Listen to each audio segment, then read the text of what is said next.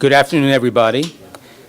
I'm Mike Eisenstadt, Senior Fellow and Director of the Military and Security Studies Program at the Washington Institute for Near East Policy.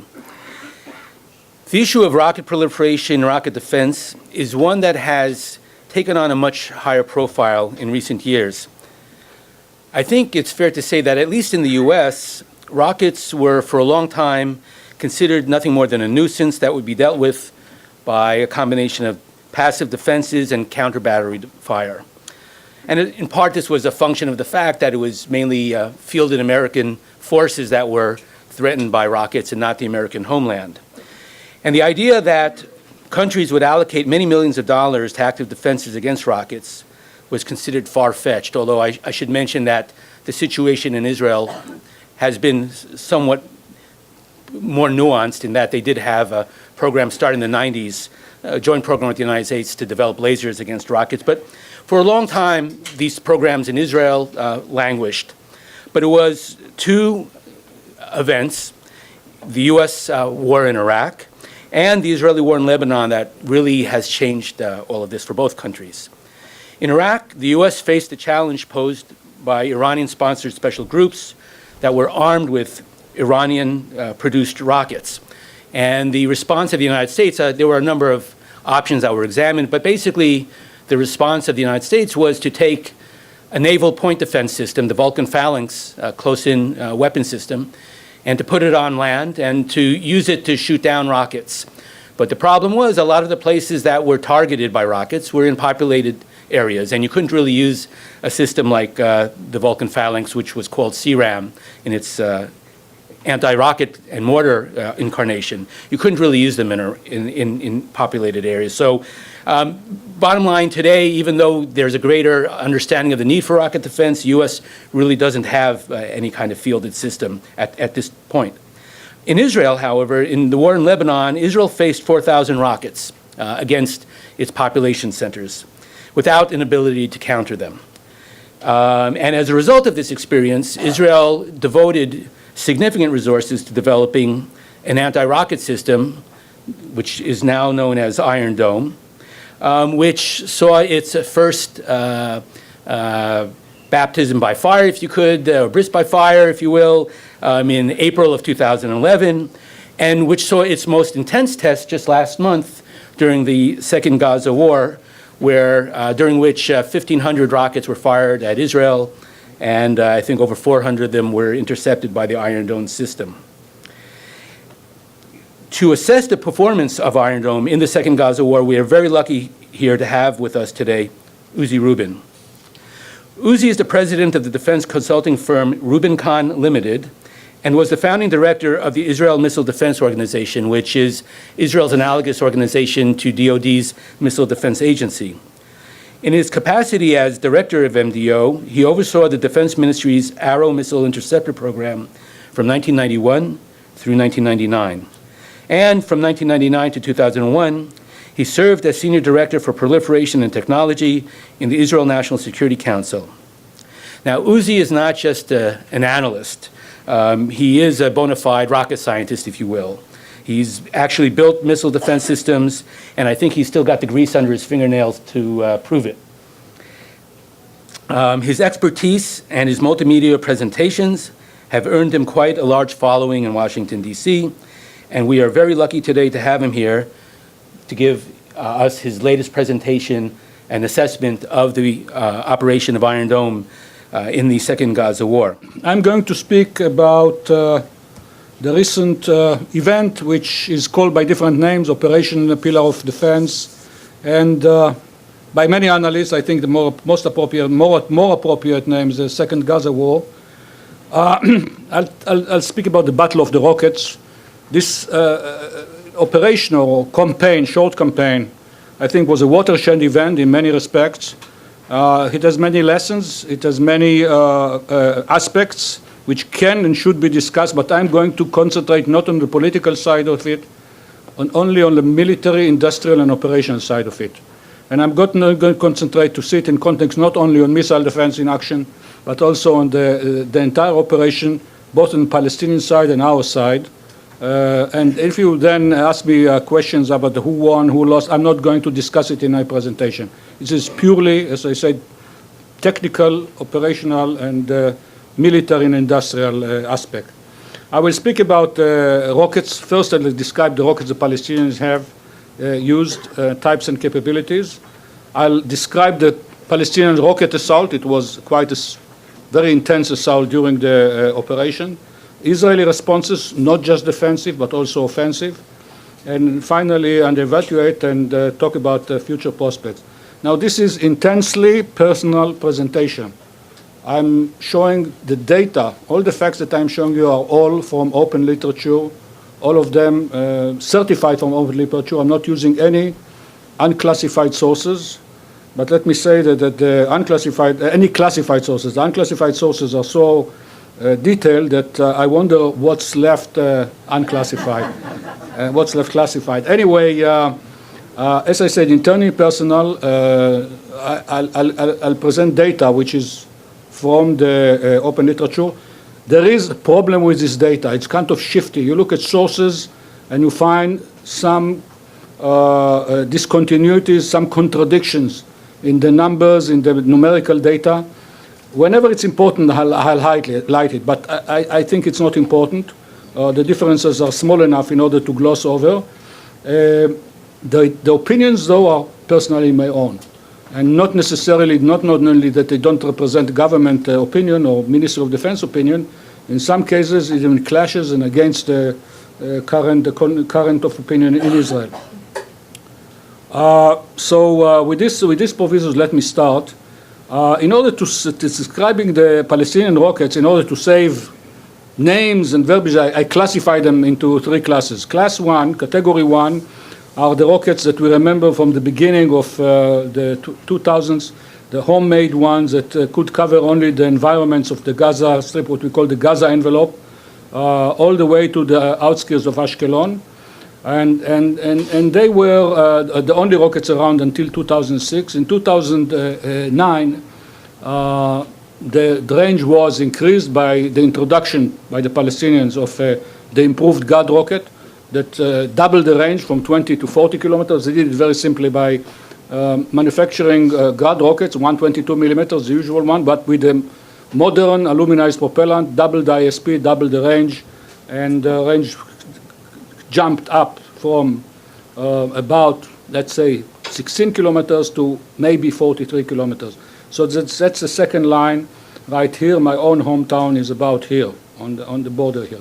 And then in 2011, not today, but about a year ago, it became known that they have longer range rockets, category 3, that can reach all the way to Tel Aviv and Jerusalem. So let me describe this type of rockets at the head of the three classes. The category 1 rocket, we have two kinds. The homemade kind, the kitchen-made kind, which they make from sugar, fertilizer, and cook it in their own kitchen.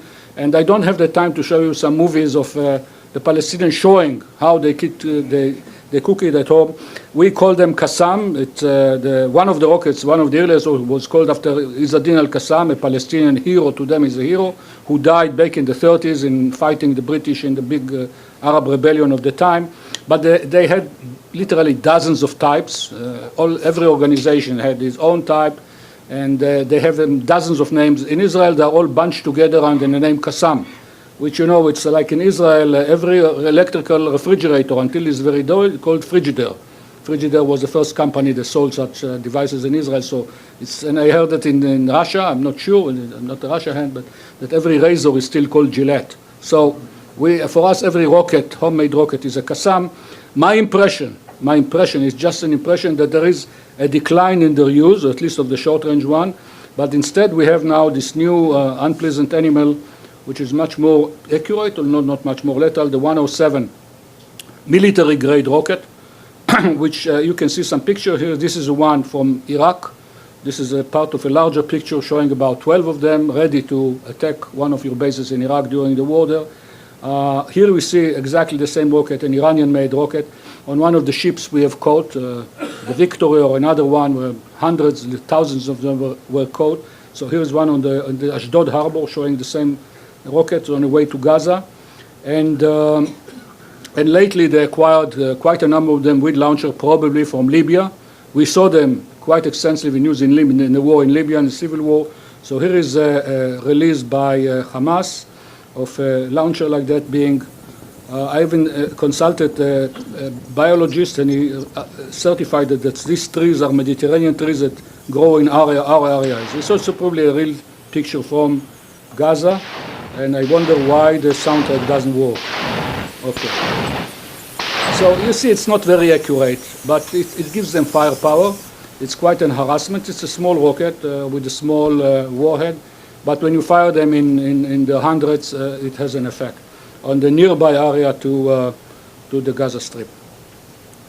The next one is the category 2, the regular 122 Grad rockets, longer range one, weight approximately 50 kilograms, usually carried by a hefty guy can carry 50 kilograms, usually taken by cool guys, but men portable, ranges 40 or slightly more than 40 kilometers, and the warhead is approximately 20 kilograms. And this time, they put them in buried launchers, copying the tactic of the Hezbollah in the Second Lebanon War, which surprised us at that time. So here's a picture of their release, you see with their flag, the flag of the Hamas, in Gaza.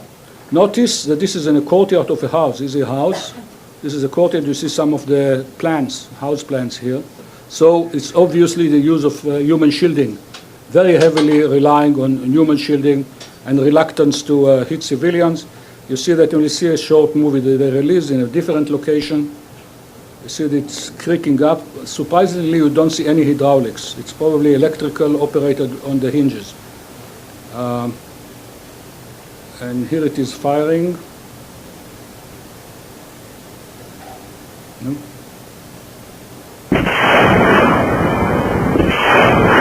Okay. You see, this is, and then it's folding over. It's very slowly creaking, going down so that you can't see it. And this is a Hamas masthead. They had probably hundreds of those buried sites with thousands of rockets, 6 per launcher.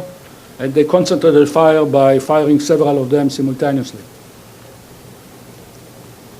Category 3, the long-range one, we had two kinds. The Fajr 5, which is a heavy Iranian rocket comparable to your MLRS, 330 millimeter diameter. The weight is about 1 ton, slightly less than 1 ton of the round itself. With the launcher, with the canister itself, is almost 1.25, 1.25 tons. So it's not man-handleable. It's not man-portable. You need handling. You need devices in order to handle it. So you need cranes and other. Here is a loading. Those pictures taken from Iran.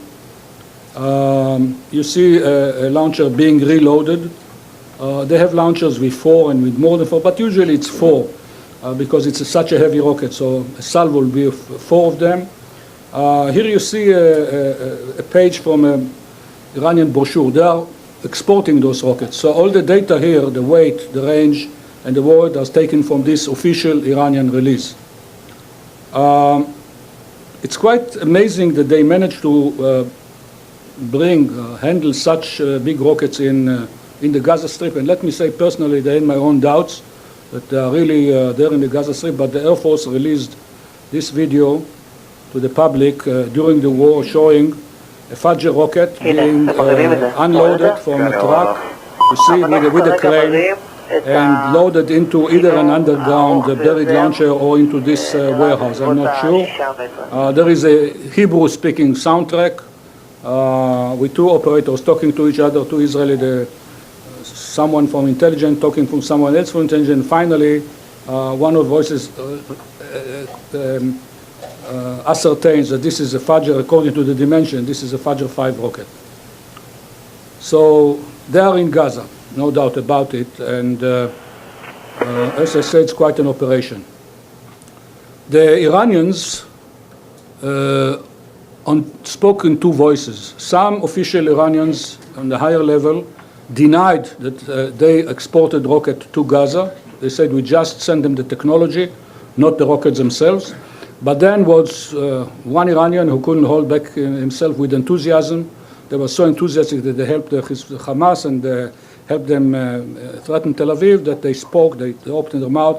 One of them, he called Sheikhul Islam, advisor to the chairman of the Majlis, Iranian Majlis, was interviewed, and I have this interview on record, and said, yes, we transported rockets, let's kiss the hand of the people who brought those rockets to the Gaza Strip, managed to slip it through all those big rockets, managed to smuggle it through and even train.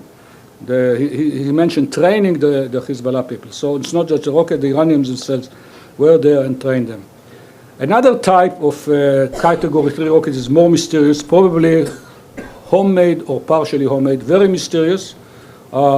It was revealed during the war when they first time threw rockets at Jerusalem. They called the rocket M75. I found in one source that M stands for Majid. Majid stands for the glorious or something like that.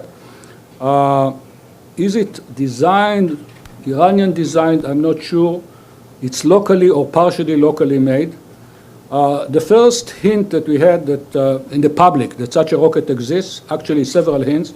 There was this statement by the Israel Defense Forces about 2 years ago that the Palestinians fired a rocket at the range of 70 kilometers to the sea.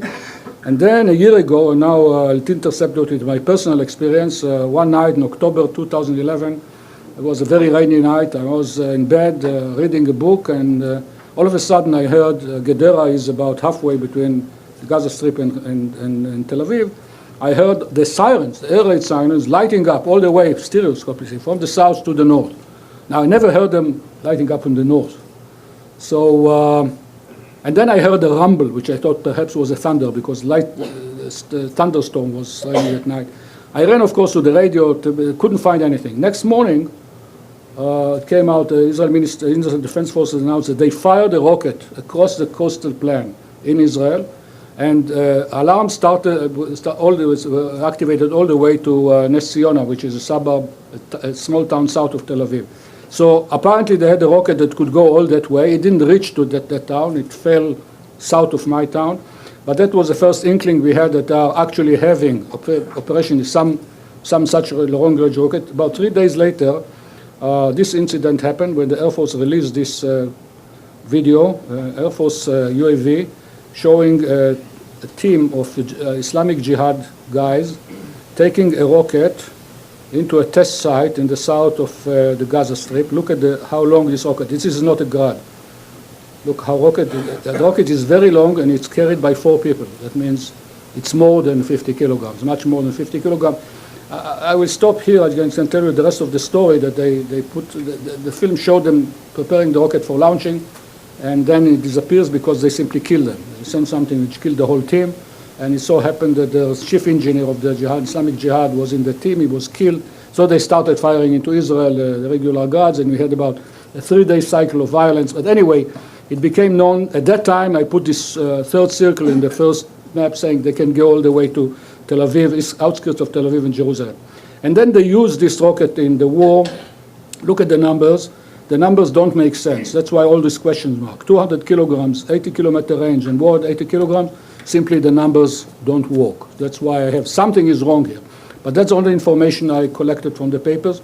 Another data point is firing on Jerusalem, the first Friday of the war. And this is the impact area as was published in the papers. You see a very small impact point. It's bigger than a Grad, but that's not a warhead of 80 kilograms. So maybe we are talking here about more than one type.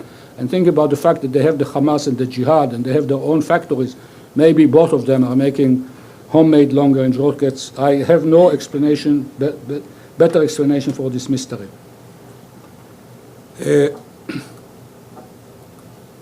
Now, during that war, the offensive, to summarize it, let me first explain how some of the data, how I obtained it, is by fact that the minute the thing started, I started taking notes. Hour by hour, or sometimes minute by minute, I would take notes from the internet about what's happening, copying things down. So according to my notes, the first salvo, the offensive started by taking out Jabri, the chief of staff of the Hamas, in about 3:13 in the afternoon. At about 5, it's an hour and a half later, and a few minutes later, the first salvo landed near Gaza. The last salvo was fired on November 25th, about an hour after the ceasefire. Ceasefire officially started at 9 o'clock. They fired at 2012, but that's a meaningful. They fired some more, but small salvos near Gaza. That one went to Ashdod, and I was taking those notes. Again, my personal note here is that while sitting in my study in my house in Gedera, I would take notes and from time to time hear the alarms, and then the blasts of the Iron Domes would shake the windows, and you could count them. When the rockets fell on the ground, we wouldn't hear it. It was masked by the horizon, but when Iron Dome exploded, we could hear very distinctive sound. The duration was not 8 days. It was 7 24-hour periods and 5 hours. It was 8 calendaric days, but 7 temporal days and 5 hours. Total number of rockets fired, according to Israeli sources, 1,506.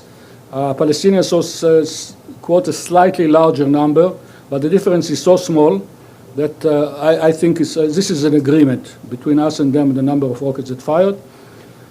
According to Israeli sources, and again, the sources here attribute all this information to the spokesman of Israel Ministry of Defense Forces, but let me be frank and say that I couldn't find his statement.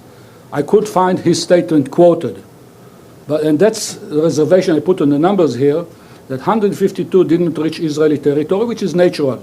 You see the map of impacts from the Second Lebanon War, and you see some of them hitting the sea, some of them hitting within Lebanon.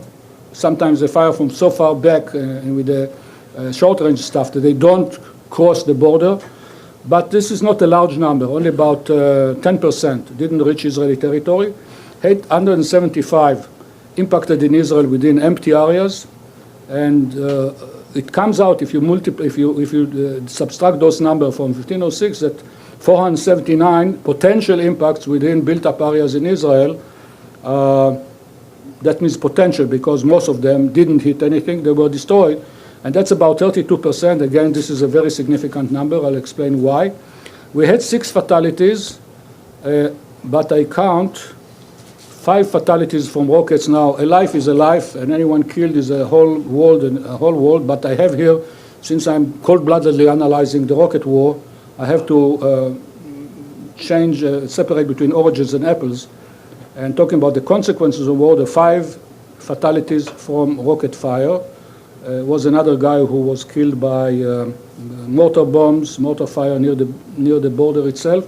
And I'm sure we had some fatalities in road accidents and things like that. But from the rockets themselves, 5 fatalities. If you chart the daily rate of fire according to calendar days, you see this chart here, which shows in the first evening, of course, the number is small, and then the busiest day was the second day, or actually the first day, when you see more than 300 rockets fire, and then it kind of tapers down until what I call the photo finish. But let's compare that to previous, in order to appreciate that, to previous campaigns. That's the Second Lebanon War in the summer of 2006. You see that the rate of fire during 33 days is basically climbing up. They are controlling the fire, they are rushing it out at will, in spite of our preemption efforts. Then it ratchets down a few days before the end, and then the big photo finish. When they know that the ceasefire is coming, they want to create a victory picture, so they ratchet it up, and they had the wherewithal at that time, after all the attrition, still to do it. And 3 years later, and notice these numbers, the average per day, if you just take the total number of rockets divided by number of days, you get about 127. It's not mathematical, because nobody knows exactly how many rockets they fire. There are numbers ranging between 3,900 and 4,200. But it's not important. The difference is not that great. And at that time, it was announced by our police about 25%, approximately 25% fell within built-up areas. In the first Gaza war, 3 years later, the number of rockets per day was much sparser. That's, of course, much lower than from Hezbollah at the time, but that was a tremendous increase compared to what the Hamas could do before that. All of a sudden, they opened up to what they could at that time. The pattern here was different. You see the attrition going down. the number of rockets, daily rockets going down, the trend is going down. But still you see the attempt to make this photo finish towards the end. When they hear that they realize that fighting is going to end, they do all the effort to ratchet up and show a victory-ish image. Why the rate of fire went down quite considerably? There's a lot of guesses. The prevailing opinion, some prevailing opinions, is because of our ground movement occupying the launching area, which doesn't explain it completely because the fire started to go down almost from the beginning, while our ground forces entered about here. So there was attrition of their capability or their willingness to fire that started even before the ground forces moved. And if you compare that to the Second Gaza War, you see that the trend is much tamer here. The degradation of the firing rate was slower than in the First Gaza War. However, funnily enough, when you compare it the first 8 days to the first 8 days and do the proportionally, it's very similar. That means there's some internal and external reason that degrades their capability to fire from the beginning. Of course, the numbers are completely different here. Here the average is 215 rockets per day, which means almost the double of what this is very significant. Almost double the capability of the Hezbollah in 2006. Very impressive increase in the capability to launch rockets. And the proportion that went into built-up area is slightly larger. I believe that this is not telling the full truth. Apparently there is some difference in interpretation, what's a built-up area in this definition, what's the built-up area in that definition. My feeling was that it's even more concentrated than that. They attacked, the areas that were attacked from Beersheba, Ofakim, Netivot, Sderot, Ashdod, here is Kiryat Gat, Kiryat Malachi, Tel Aviv, and Jerusalem. There were some dispersed fires, some other places too, but those were the main places of attack. And if you look at the 4 heaviest attacked areas, was the area of Ashdod, 190 rockets. It didn't fall on Ashdod. We went to the greater Ashdod area. Second only was Beersheba, with another large number. These numbers don't add to 1,500. Other rockets were fired elsewhere. But this is the 4 major areas that suffered, and Sderot was quite a surprise because in the last 2 years, they skipped over Sderot. They attacked Sderot before cast lead operation, and then they kind of skipped over it and started attacking the larger city behind it. Now they returned to Sderot with vengeance, and Ashkelon, as usual, with 115. Altogether, about 40% of the rocket were aimed at people. Here is the population number of about more than 500,000 people in those cities. There was another first in this war, as you know. It's the first time targeting economy hubs and state symbols. 12 Category 3 rockets were fired. Again, the number coincides. The Palestinians also say 12, exactly the same number. Tel Aviv and Jerusalem, 4 to Jerusalem, the rest to Tel Aviv. However, what's significant is what they claimed, not where they hit. What they claimed was that the target in Jerusalem was the Knesset, a state symbol, and the target in the Tel Aviv area was Herzliya, the high-tech, hub of the high-tech. Well, they didn't reach Herzliya. The only impact in the Tel Aviv area was in Rishon LeZion, which is about, I'd say, about 12 kilometers south of Herzliya. So maybe the rocket is not that accurate, or maybe it doesn't have that range. And this is the only hit registered in Tel Aviv, which is another mystery to me, because it looks too big for a small warhead that made the same crater in Jerusalem, and it's too light for a Fajr with a warhead of 175 kilograms. So I have no explanation. By incidentally in this building with all this damage, the worst damage we ever had from a rocket in Israel, but only 2 people were wounded. That only casualties were 2 lightly wounded people. I'll speak about that later on. So the targeting of economy hubs and state symbol was a first and precedent in this campaign. Summarizing the main feature of their offensive. As I said, highest launch tempo to date. Never saw such a high launch tempo before. More concentrated fire. Even the official number hinted at more concentrated fire. Probably because they are now using pre-positioned buried launchers where they can align the launching tube instead of putting them on the ground and achieving a better concentration with that. The targeting of the priority comes out from itself when you look at where they fight population centers, military installations. They attacked airports, the air bases, and troop concentration. That is revealed by the fact that 2 of our casualties, of our fatalities, were serving reservists under in active service, and in people who were inducted into the reserve service and were killed. I think one of them was an officer.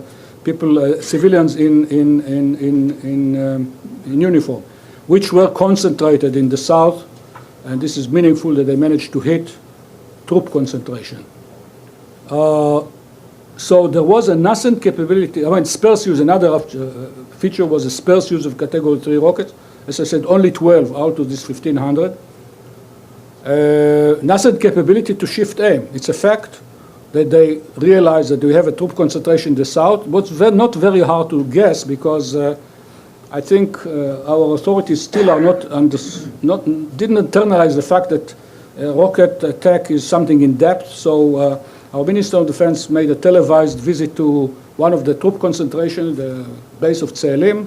Well, Tselim is within range, so you don't have to be a rocket scientist to realize that it's worthwhile fighting there. But it's nothing new. Same thing happened in the Second Lebanon War, when we had 12 troops killed in Kfar Giladi, of the same reason. Journalists went there, interviewed troops in Kfar Giladi. So they shifted their fire and managed to kill 12 of them. Targeting of Jerusalem is unprecedented. Let me stop there and solve the situation for a moment. No one in history attacked Jerusalem for. There was fighting in Jerusalem, but there was no bombardment in Jerusalem. Not in the First World War. Not in the Second World War. The Italians, it's well little known fact, killed people in Tel Aviv by bombing Tel Aviv. 173 people were killed by Italian bombs in Tel Aviv when I was 3 years old. Why they attacked Tel Aviv, don't ask me. But they did, and they attacked Haifa again and again. Haifa was a legitimate military target, but they didn't attack Jerusalem. Not in the War of Independence, 1948. Tel Aviv and Haifa were attacked again. No attack in Jerusalem. Not by Saddam Hussein in 1991. This is the first time ever that anyone fires a long-range weapon in Jerusalem area. And amazingly, with full knowledge that this is a risk to their own holy places and Christian holy places. Maybe they don't like Jews, but they took this political risk of damaging their own holy places, and still they did it. This is a level of ruthlessness of those guys. There was obvious use of counter tactics against Iron Dome. They were very impressed by Iron Dome.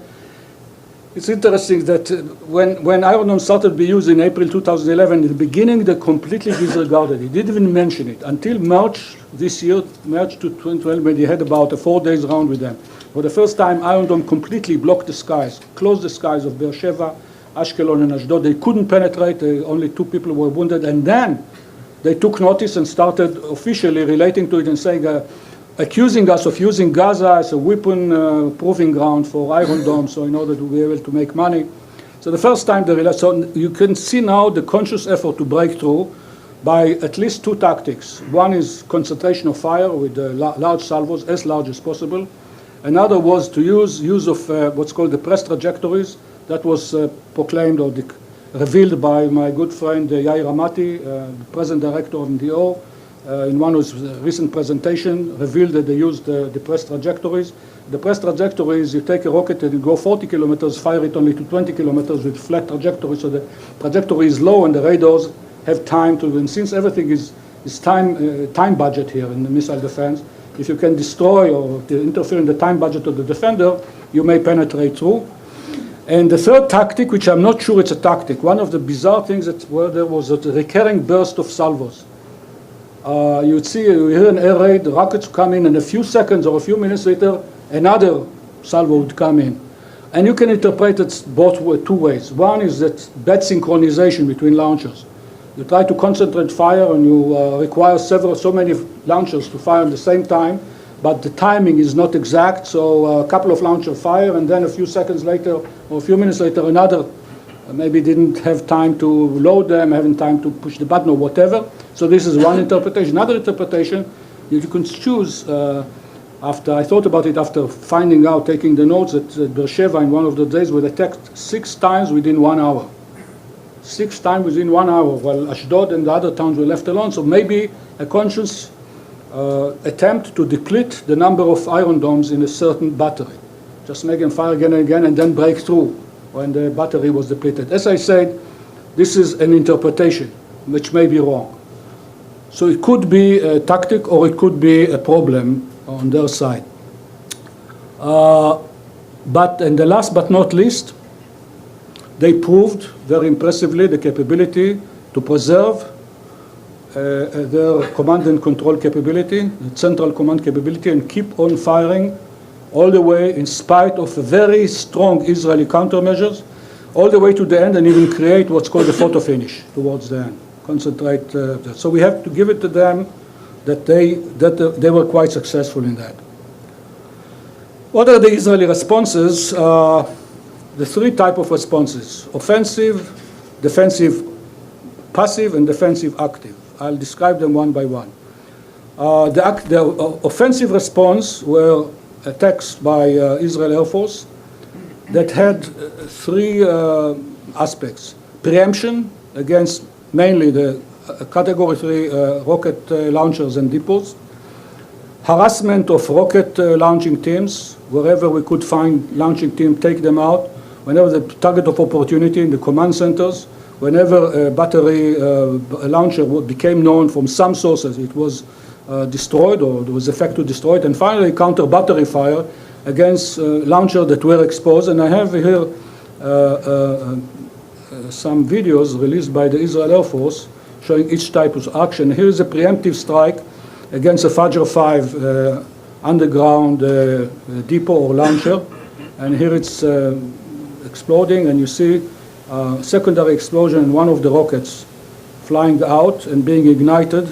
And this is typical unstable burning of a rocket which is in low pressure. That means it's punctured. Let me see in a minute. We'll see it from closer by. Here it is. You see the rocket itself spewing fire. And finally, in color from another detector. And this is a typical color of a double base propellant. So this is obviously a Fajr 5. Another type of this, I say, the harassment attack. Here is a buried launcher in an orchard. It was located by some means, so it's being bombed, and you see all the rockets flying uncontrollably to all sides. And finally, there is a rocket site that was exposed by firing. Once it's exposed by firing, it's located, it's pinpointed and taken out. And here you see it. Actually, it's probably 2 launchers, because the third rocket goes in another, it's probably another direction. Probably 2 buried launchers side by side. And once they're known, there's a dialogue here in Hebrew about being careful that the area is clear, no innocent bystander, and then the place is taken out. So I say this is very, very energetic countermeasures by Israeli Air Force. Let us say, if we look at the results, the preemptive strike was apparently very successful, because we got so few Category 3 rockets. It was obvious that not every rocket would be destroyed, but probably the large majority were destroyed. And one shudder to think what would have happened if all those Fajr 5s would remain intact and operating during the war. What would happen in Tel Aviv and Jerusalem would be much worse than what happened. However, the harassment and the counter battery fire were only partially successful. As he said, it didn't manage to stop or even seriously degrade the Palestinian fire. This pattern is exactly what happened in the Second Lebanon War, same thing. Initial strike in July 13 took out heavier rockets, and we didn't see them during the rest of the war. But we had a difficulty in harassing or degrading their capability to firing the shorter range stuff during the war, as you saw from the numbers, all the way to the end, and I managed even to do this photo finish. So there is no surprise in that, and I think that our military would do well to learn from this experience what's the limit of capability, what can be done and what cannot be done. Civil defense, which is crucial, consisting of alerts, early warning alerts, and passive defense. I'd say early warning and public alarms were superb. I didn't hear about one case of rockets falling without prior alarm to the population. And very focused alarm, and again, slipping into my personal memories from what happened a month ago. I would sit in my town of Gedera and hear the alarm getting off south of me, and then hear the explosion, no alarm in Gedera, and no impact in Gedera. It was very, very focused. So I give all my credit and compliments to the early warning people, the unsung heroes of all those wars up to now. Homeland Command instructions were generally followed, and civilians' lives were saved by people following the instruction. That means going to the safe rooms or going to stairwells in the case of alarm, but not always. But when the case in the point was a house in Rishon LeZion, which was hit by this heavy rocket, and only 2 people were scratched because they heard the alarm and went to the safe rooms. And they were saved because of that. But there were some noticeable cases, exceptions. First, there was coding of impact points. This is something, a curse, which our Homeland Defense Command couldn't stop. And whenever there was an impact, hundreds of people would come, hundreds of onlookers would come and gather around to see what happened. And there's this curiosity that could kill the cat, because they were just exposing themselves, and those, as I say, those rockets would come very incessantly, those bursts, and other bursts would come and kill onlookers. But until the end of the war, they couldn't affect it, they couldn't prevent it. And the other thing which was amazing and very disturbing was the crowding around Iron Dome batteries. And you can see some pictures here. This is not from this round, but you see wedding taking place near an Iron Dome. And here, this is from the Rust War, from the Second Gaza War, people preparing grill, preparing, they're having a bake near that. I mean, people camped around, and in one case, I was told, and I think I'm not disclosing any military secrets. One of my friends from Air Force told me that in one occasion, there was such a thick crowd around it that they couldn't bring the replenishment rockets. And they had to call the police in order to clear the crowd, to clear the way to the trucks to come in and bring the extra rockets.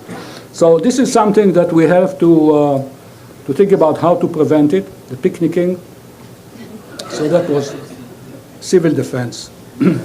Active defense, as we go into Iron Dome, some pictures from Iron Dome, from this war and previous war. There's the Tamir round being fired from multiple launchers in one near our town. The less sung heroes is the radars made by ELTA, and the battle management system made by Empress. And this is the only picture that I have found of that. But they told me that there are other pictures in the media which I didn't find from the inside. I have to look more carefully and find them. And some more interesting pictures. Here is resupplying of a battery, obviously in Ashdod. You can see the harbor here, resupplying the battery. And here is a battery near Tel Aviv. This is the top of the Azrieli Center, which is downtown Tel Aviv. And you see the typical 2 launchers together, so that if one launcher is deplenished, the other launcher goes into action while the first launcher is being reloaded very quickly. A short history of Iron Dome. Again, so this is a slide I showed here last year, but I slightly changed. I found I think it will be useful to repeat it. We started dealing with anti-rocket defense in 1995, following one of the operations in Lebanon, while Arrow program was already running several years, but Arrow is against heavy rockets, heavy missiles, not against rocket. That was the directed energy system, the TEL, or Nautilus is called in Hebrew. That was actually terminated in 2005.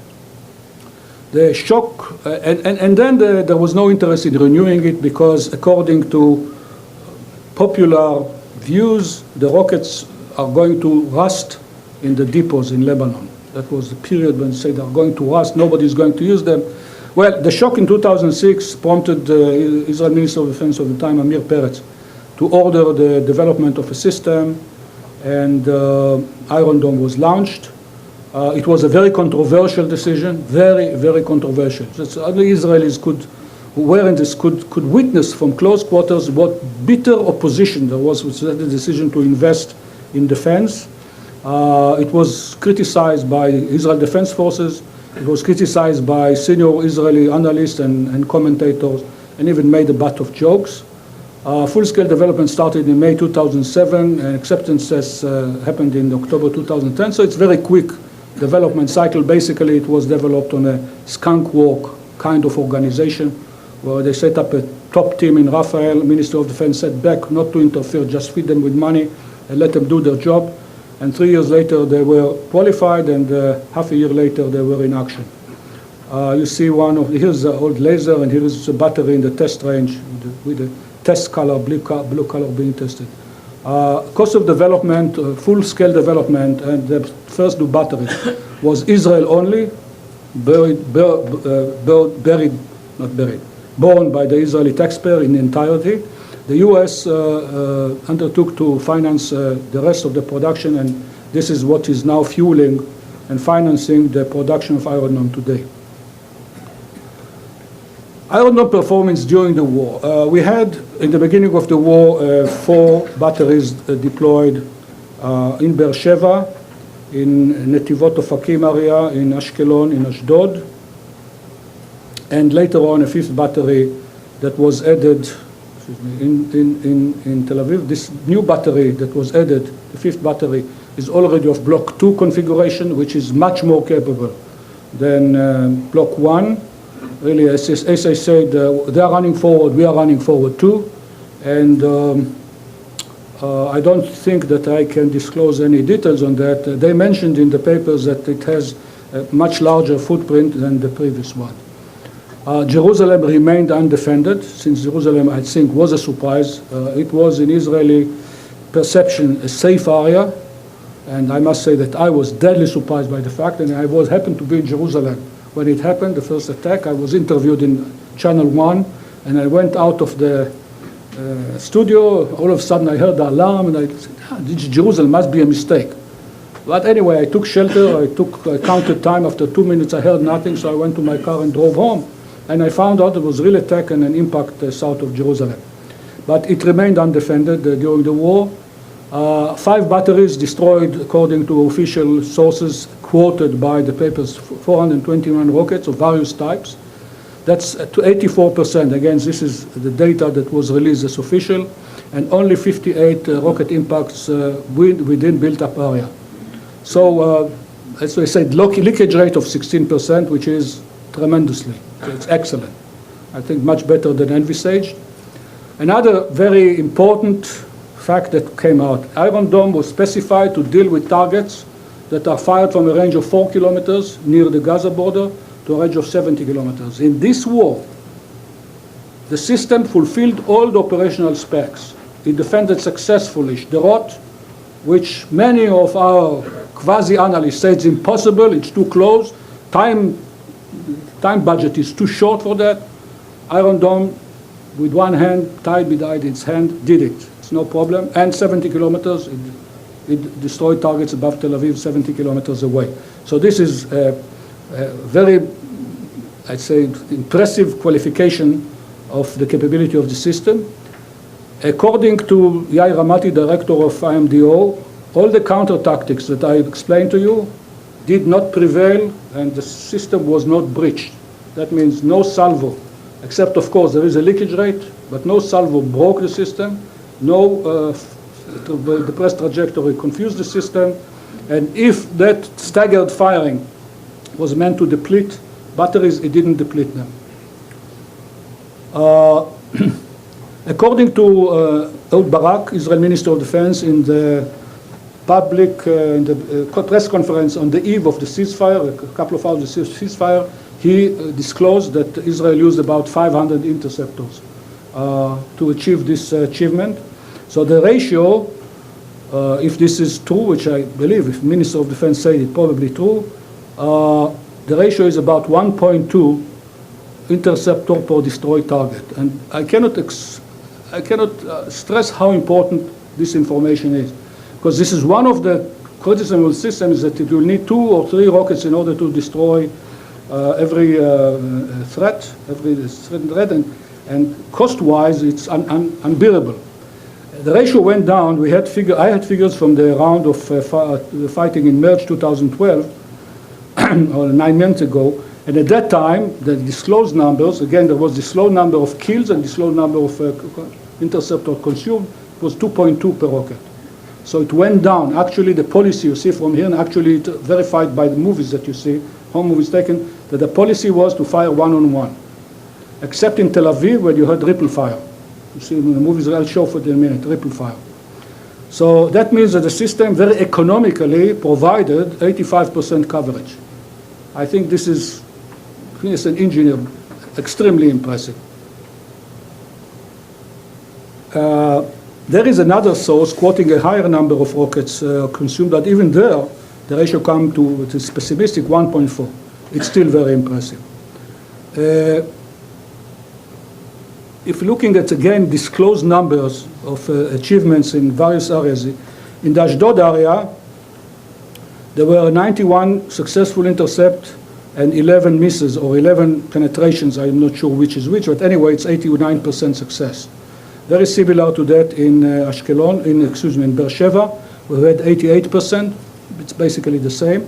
Ashkelon, a little less than 83%.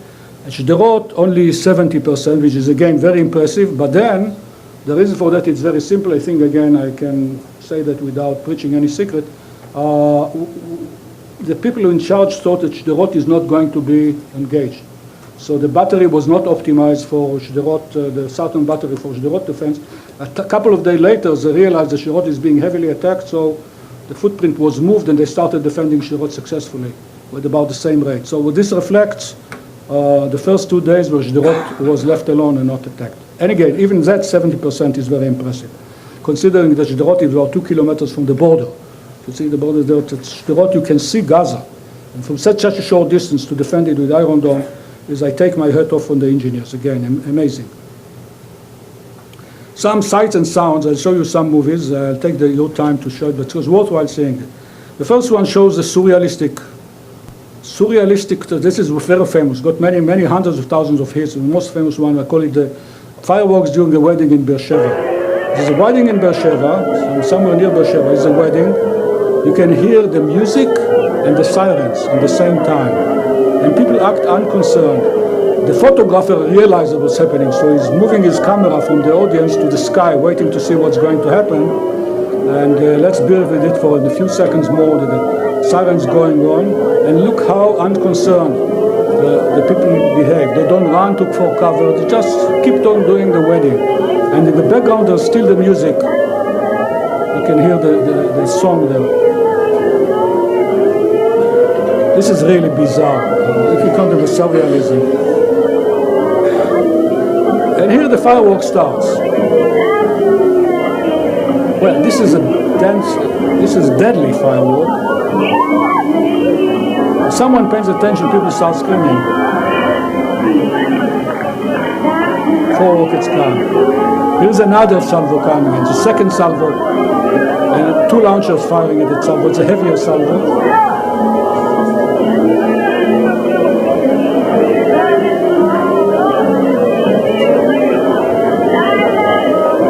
12 hits. That's amazing. Another surrealistic video. There are hundreds of them. You surf in the YouTube and you'll find hundreds of them. I just picked 3 of them, which are, I think, the most significant. The one in Tel Aviv, and you could see clearly that it was one-on-one. The policy was not ripple fire, but a single fire. Here is Tel Aviv. This is the Jaffa area, the Franciscan church in Gaza, and this is probably from Ramat Aviv. A couple of tourists speaking English. It's a sight for them. It's a show. Okay, here is the one. Here is at last we have 2 of them. It's obviously a ripple fire, one trailing the other. You can. This is, by the way, the moon. It's not the rocket.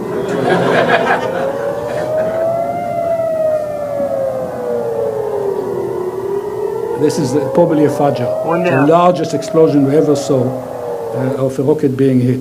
The last is taken in an Air Force base near Beersheba, and the transgression here against the discipline of taking pictures inside is something for the military police to deal with. But since it was posted in the YouTube, I'll use it here. This is an alarm.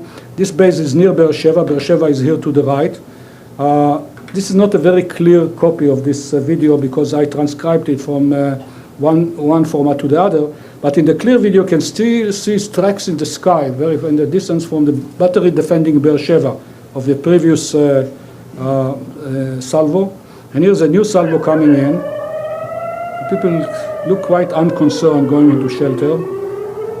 And here are the guards from the gate running into the shelter, which for some reason is here instead of not by the gate. And then there is silence for a while, and then another siren comes in, another raid comes in. Bear with me for a moment. But see, people are not going into the shelter. They're standing out to see what's happening. And here is the Iron Dome going out.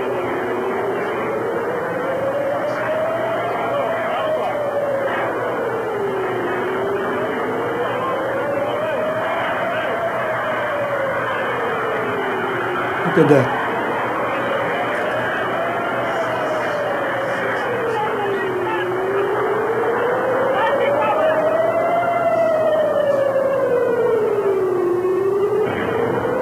Ten hits almost simultaneously. And a few seconds later, you hear the blast. Look at that. 10 taken out, and you don't hear any hit at the ground. It means the whole salvo was taken out.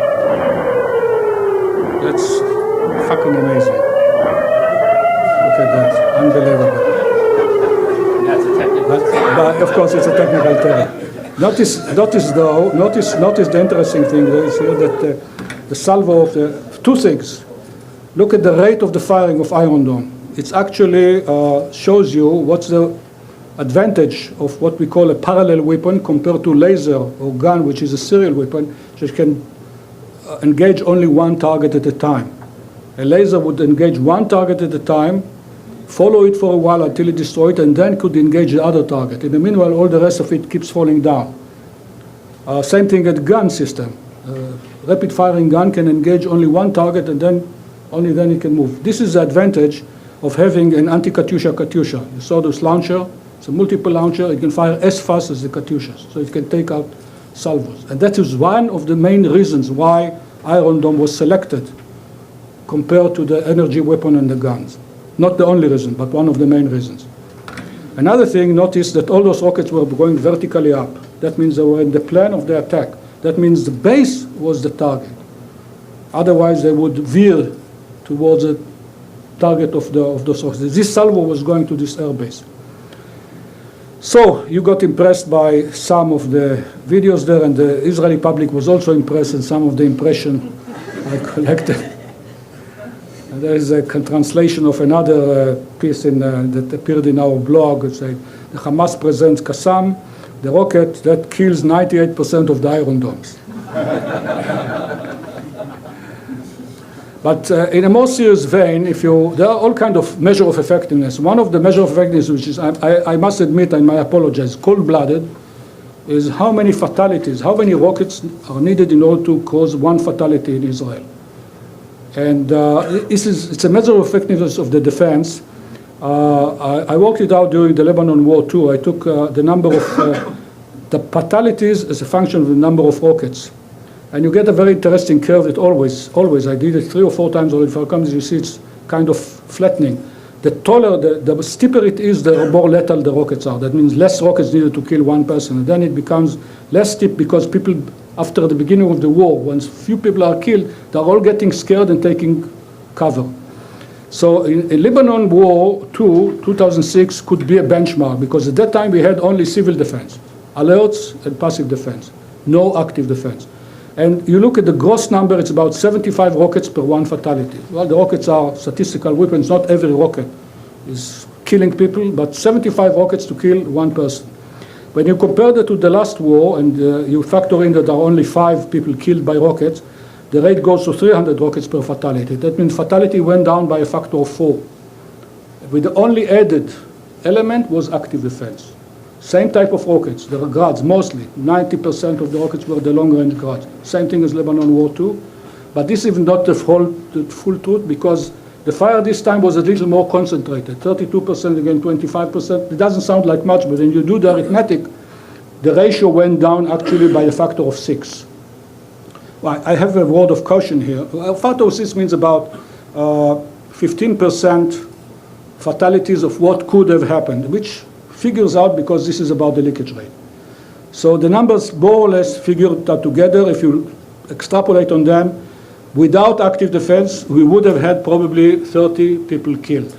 We had 5 people killed, so this saved at least 25 lives. Now multiply every fatality by 3 or 4, which is the number of wounded, and it saved perhaps several hundred wounded people. Saying that, I have to caution, this is a statistic of low numbers. We're talking about 5 fatalities. 5 fatalities is a very low number. 3 of them were killed because they were curious. In Kiryat Malachi, against instruction of the civil defense, one of them went out of the house, in the southern part of the house, to take pictures of Iron Dome in action, and 2 simply remained in the living room sipping coffee. If they would move, then they had a minute and a half to move into the stairwells, nothing would have happened to them. So we would have 2 killed instead of 5. On the other hand, in Rishon LeZion, if people would stay out, not going there, more people could have been killed. So it's very shaky here, but I think that the trend is true.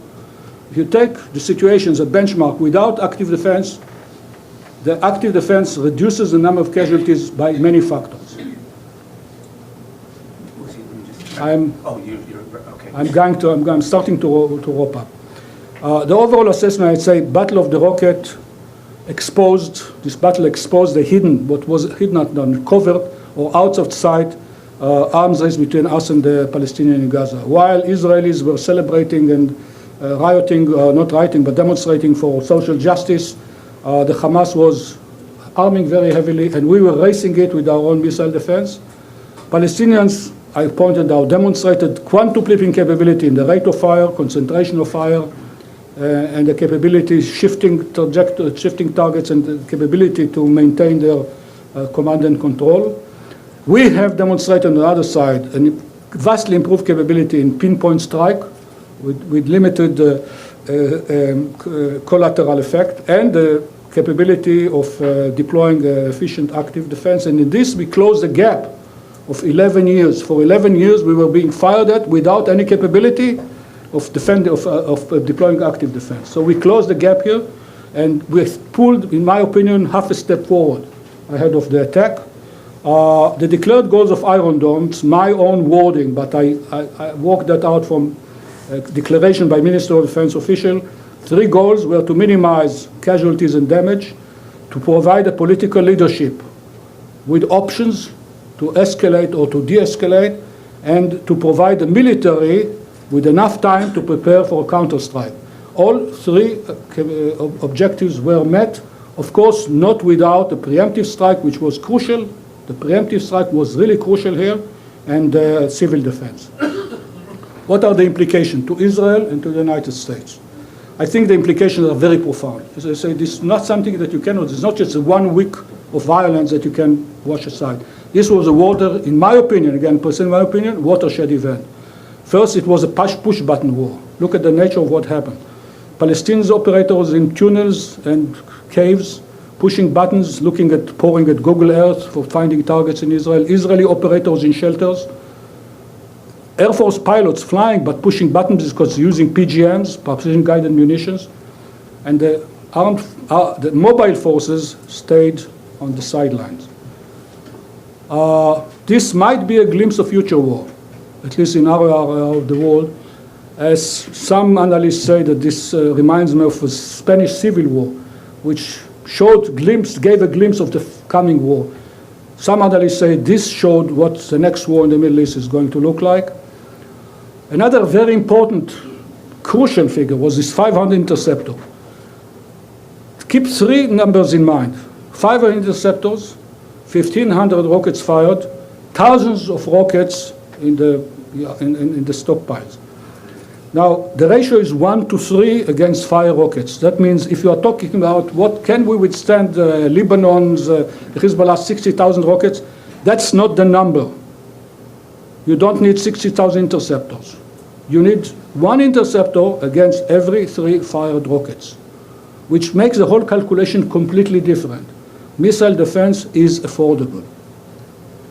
The cost of the fired rockets was about $25 million. It's not the price. Well, Rafael charges more because they need profit, they need R&D, and all that kind of thing. But since Rafael belongs to the government, it's like the government paying from one pocket to the other. The cost was $25 million, even in Israeli terms. It's a negligible amount. And compared to the cost of that war, it was insignificant. This war established active defense as a central pillar in Israel's ability to prevail in future combat. I mean, every word that I wrote here is loaded. My opinion, there will be some rebuttal of that. The arms race continues. Make no illusion about it. They are feverishly rearming and they are feverishly working forward in order to buttress our defense. We have to run in order to stay in place. And the whole thing requires an adjustment of the Israeli military doctrine. I have no doubt on that, but I'm sure that look forward to a heated rebuttal by traditional military analysts. There's no doubt about it. It's starting already. I read Minister Ayalon's impression from the war, and he said, well, missile defense was impressive, but that's not the important thing. So there'll be a war of the budget on that too. Implication to the United States. This type of war, this push-button war, is a doctrine developed by the Iranians. They don't build their military forces and do a war of movement. They build missiles, rockets, and firepower against your bases, against your allies' bases, and against your military installation, against the population center. I would say that you can expect any flare-up in the Persian Gulf, expect the same thing to happen there, with the added things that you have a Navy also, but the Navy will also probably have to fight a push-button war like our Air Force. So this is, I think, a precedent. You will need active and passive defense like us, both of your installation and the local population. And the key to this is husbanding of forces. You don't spend them unnecessarily, and affordability. Of course, in the Gulf War, affordability is completely different than ours. Wherever they build a Burj, something like that, 1,000 floors and whole islands and ice rinks in the middle of the desert, affordability has a different level of meaning than in Israel. But it still has to be affordable, otherwise it won't be done. Some concluding remarks. This campaign was relatively, more than 160 people were killed, and every man is a man, even if a Palestinian, but it was relatively bloodless. But I think it's a watershed event in Israeli wars and perhaps in world wars.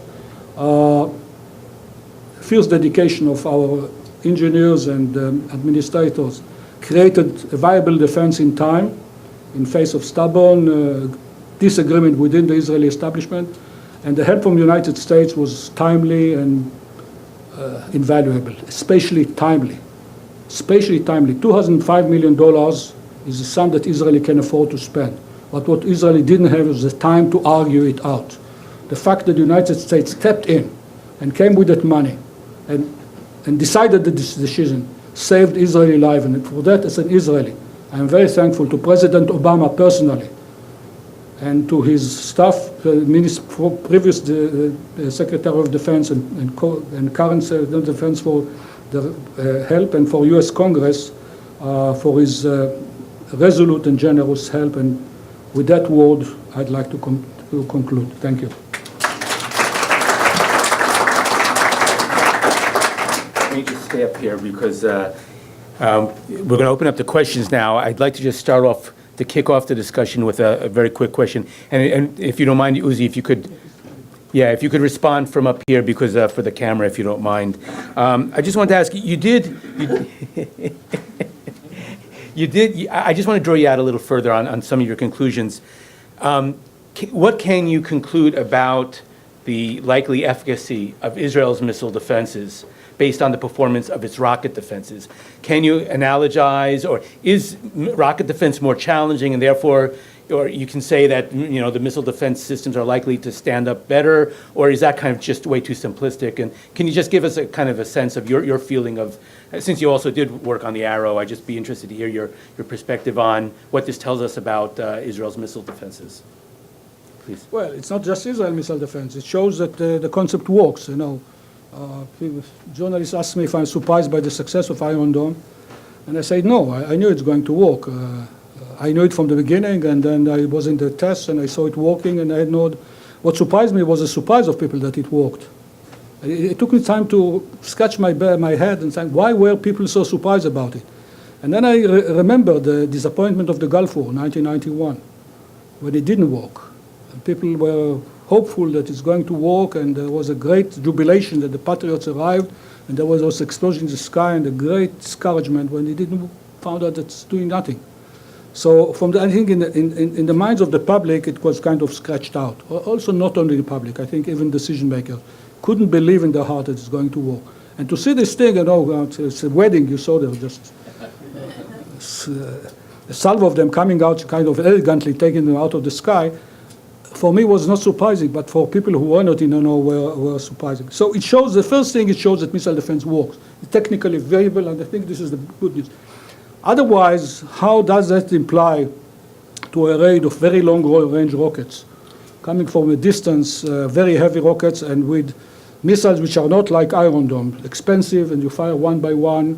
And the Air Force won't be able to preempt. And without preemption, I cannot say how much you can extrapolate from that. Of course, you can extrapolate it's going to work, but how effectively, I don't know.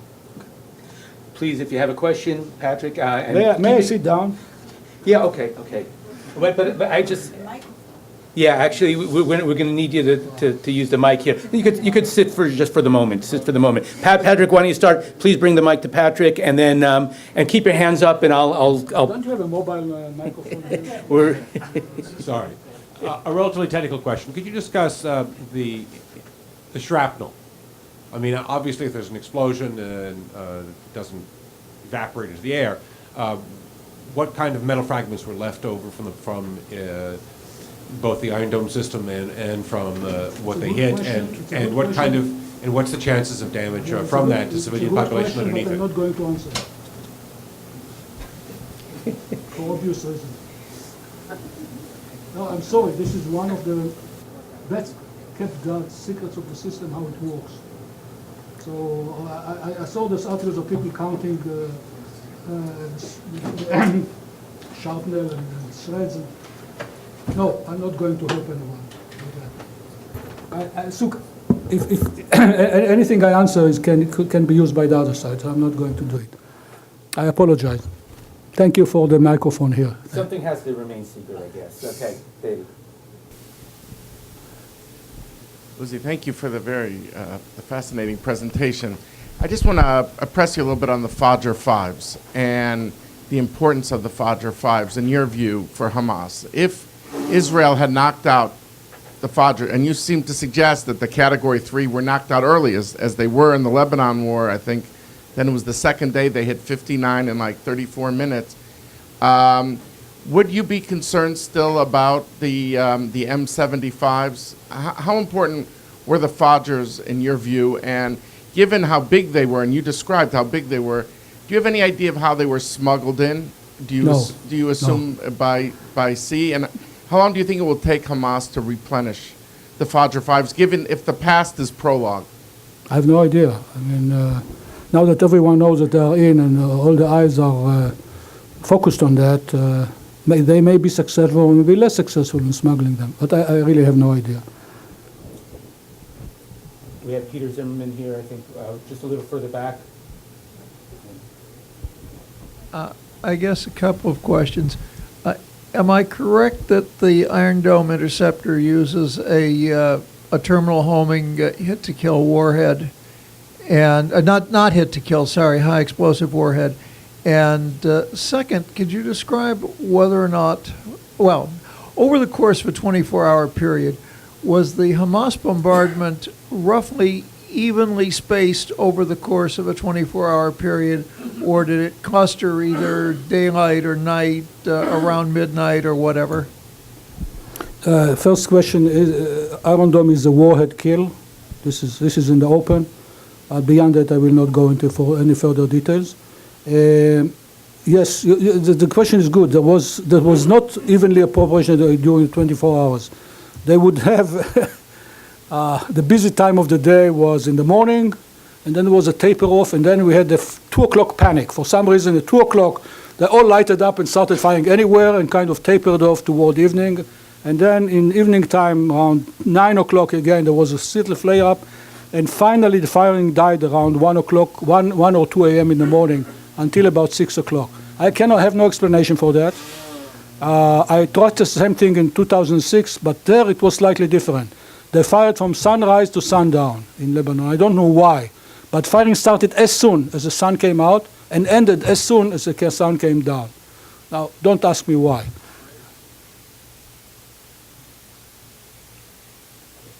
We have back here in the center. You direct me to the... Thank you. Please identify Yes, yourself. Jim Zanotti from the Congressional Research Service. Thank you very much, Uzi. Just a question on clarification with regard to the defense of Sderot. In the presentation, you said that Iron Dome successfully defended between a spectrum of 4 kilometers to 70 kilometers. You also mentioned that Sderot, at its perhaps closest point, is 2 kilometers from Gaza. And so I just wanted to get a sense of what sort of coverage? Is it complete? Does Iron Dome offer complete coverage of Sderot, or partial, or just to reconcile those figures? I cannot answer this question directly because I don't know. The system works this way. You define the defended area. The mission of the battery is to defend the defended area. But I don't know if the defended area that was declared covered the whole of Sderot. And then let's not confuse the distance from Sderot to the border to the distance from the origin of the fire on Sderot. It's not the same thing. They're not firing from the border fence because they'll be crazy. You can take it out with rifles. They go backward. Henry Cooper, right over here.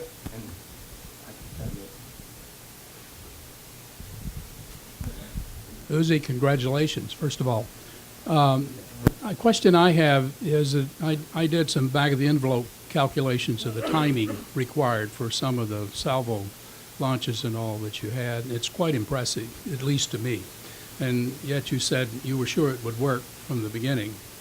To my way of thinking, this can only work if you have a highly automated system of some sort, authorized, and then the system is sort of on its own, can be overruled or whatever.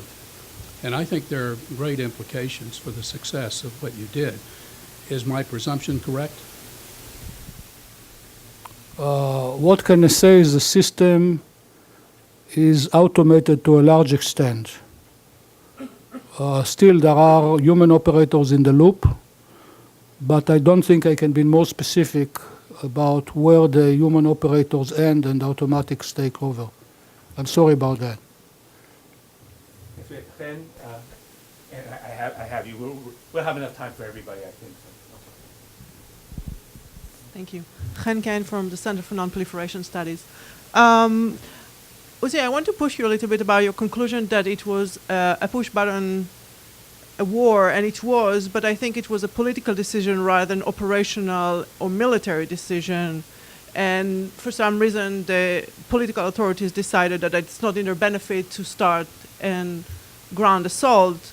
And the idea is, when looking on the US and Iran, and you said that was sort of the implication, and we look on the nuclear issue, that's obviously not going to be the case. It's not going to be only push-button war. So how you extrapolate about that part, and where do you see the rocket system work, and where do you see missile defense system work, and where do you think it should be strengthened both in the Gulf and in Israel?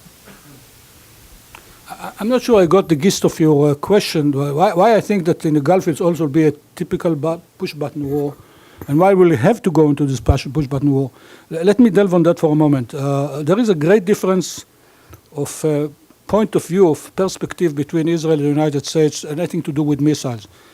Missile here is a nuclear missile. You don't think about a missile unless it's nuclear, and that implies that in view of not only the United States, in Europe, a rocket or a missile that has no nuclear warhead is some kind secondary, unimportant, and in Hebrew there is a saying that missiles and rockets don't win wars. Now this is completely wrong. When you are attacked by thousands of rockets, it hits your population and degrades their capability to operate, and to function, and you need your real area to support the war. I'm not talking about the United States with the war going on somewhere else. I'm talking now about the Gulf area. If you stop civil life, you stop support of not the political support. You need the civilian economy in order to support the military economy.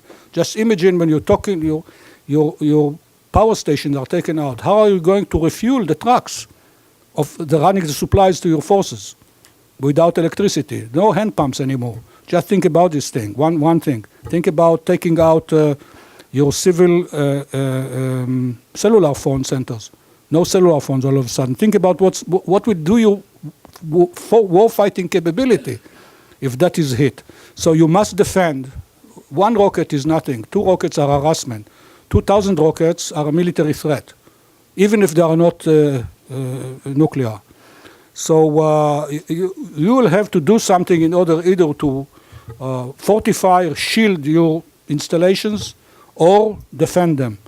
It's cheaper, by the way, to use missile defense, and concrete is more expensive than missile defense. Believe me, per square meter, much more expensive. So my recommendation for American decision maker is to invest in missile defense rather than in concrete. We're running short, so what I'm going to do is I'm going to piggyback questions here, and we could go over just a little bit. But I'm going to ask, next to Jim Zanotti, you have the fellow over there, and then we're going to have Bob Kopakin and Doug Fife. Please, just one question per person, and keep it to the point, please, so we can get everybody. Hi, Eric Honor with Guardian 6 Consulting. There's been some reporting about exports of the Iron Dome to other countries. I think I saw India mentioned, a few others. What's your view on the likelihood of that? Okay, exports, and then Bob Kopakin over here.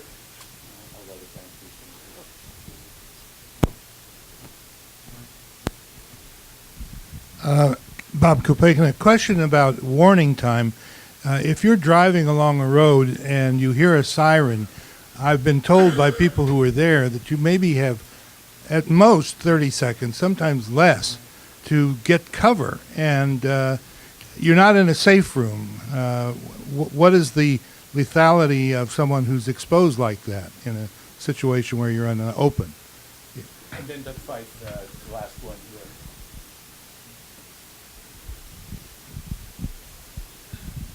Thank you. Doug Fife of Hudson Institute. Uzi, one could infer from your presentation that there was no need at all for the Israelis to go in on the ground, even though the main focus of attention here in the United States, certainly, and I think around the world, was whether the Israelis were going to go in on the ground. What would be the possible rationale for going in on the ground if one could do what you've just described as successfully as you have? I'm not sure I understand you mean, but anyway, let me relate it one by one. I'll start with the question about drivers hearing the alert. The instruction is, if you hear an alert, stop the car on the road, go to the car and lie down.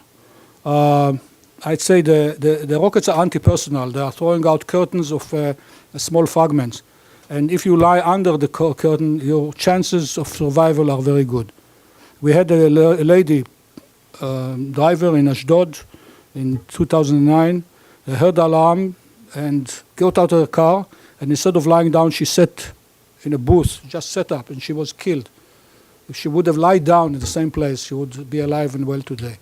So I think it's good instruction, and that's what people should do. Now about exports, yes, there are all reports about the possible export of the Iron Dome. I ask him what am I for it? Of course I'm for it. Why not? I mean, U.S. also... But has anybody indicated? I mean, I think South Korea supposedly has expressed interest. I read the papers like you. Okay. And the last question is, if I understood it correctly, was there a necessity to go in on the ground given... This is really beyond my pay grade. I don't have necessity or not. It's a fact that the war ended. I think that everybody was conscious about the political limitation of a ground action. Here was a new Egypt with a new president, with a Muslim Brotherhood. Who knows? Everybody realized that the wages of a ground operation could be tremendous. And it should have been, in this particular circumstance, should be avoided. And the fact that Iron Dome threw up such a successful curtain of defense and minimized losses was a great help in taking the decision not to go into this. So it did affect that. Was there a need or no? I don't know. For the last three, and I think we have enough time just to wrap it up here, we have, I believe, Rafi Danziger right in the back, then we have Maury Amitai and Charlie Perkins over here. So I think that should be everybody, so please. Yeah, Uzi, you talked about of course, the Iron Dome. You also mentioned the Arrow. Can you also talk about the system that's in between the David Sling?